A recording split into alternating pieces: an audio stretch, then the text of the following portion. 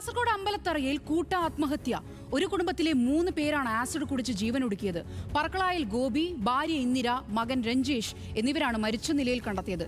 ഇളയ മകൻ Rakesh Pariyaram medical college ആശുപത്രിയിൽ ചികിത്സയിലാണ്. സാമ്പത്തിക ബാധ്യതയാണ് കൂട്ട ആത്മഹത്യക്ക് കാരണമെന്നാണ് പ്രാഥമിക നിഗമനം.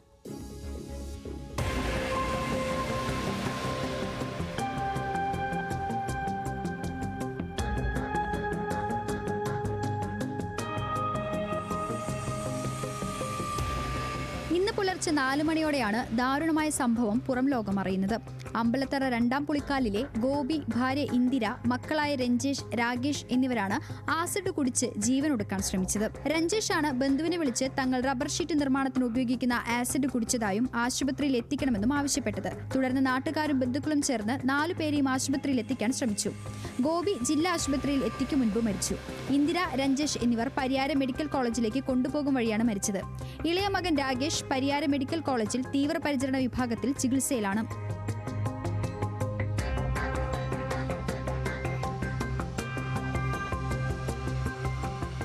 വിവരമറിഞ്ഞ് നാട്ടുകാർ എത്തിയപ്പോൾ റബ്ബർ ഷീറ്റ് നിർമ്മാണത്തിനായി ഉപയോഗിക്കുന്ന ആസിഡ് 4 പാത്രങ്ങളിലായി ഒഴിച്ചുവെച്ച നിലയിൽ കണ്ടെത്തി. ആസിഡ് ഉപയോഗിക്കുന്ന ആസിഡിന് ചെത്ത് റബ്ബർ ചെത്ത് ഉണ്ട്, അതിന് ഉപയോഗിക്കുന്ന ആസിഡിന് ഉള്ളിൽ തന്നെ ഉണ്ട്, കന്നാസിലുണ്ട്. 4 പാട്ടയിലൊന്നും ഇപ്പോൾ കുടിച്ചത് 4 പാട്ടയുണ്ട്. അപ്പോൾ സാവുന്നിട്ട് നമ്മൾ നോക്കിയിട്ട് നമ്മൾ കണ്ടത്. രഞ്ജേഷ്, രാകേഷ് എന്നിവർ വിദേശത്തായിരുന്നു. നാട്ടിലെത്തിയ ഇരുവരും ചേർന്ന് പ്രദേശത്ത് മിനി സൂപ്പർ മാർക്കറ്റ് ആരംഭിച്ചെങ്കിലും സാമ്പത്തിക പ്രതിസന്ധി കാരണം അടച്ചുപൂട്ടി. ഗോപിയും ഇന്ദിരയും റബ്ബർ കർഷകരാണ്. ഇവർക്കുണ്ടായ സാമ്പത്തിക പ്രതിസന്ധിയാകാം ആത്മഹത്യയിലേക്ക് നയിച്ചതെന്നാണ് പ്രാഥമിക നിഗമനം.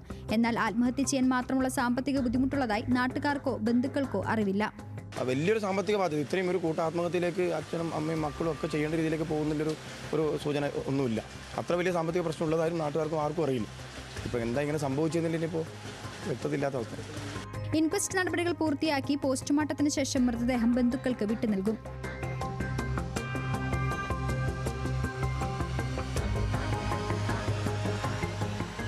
ന്യൂസ് മലയാളം, കാസർഗോഡ്.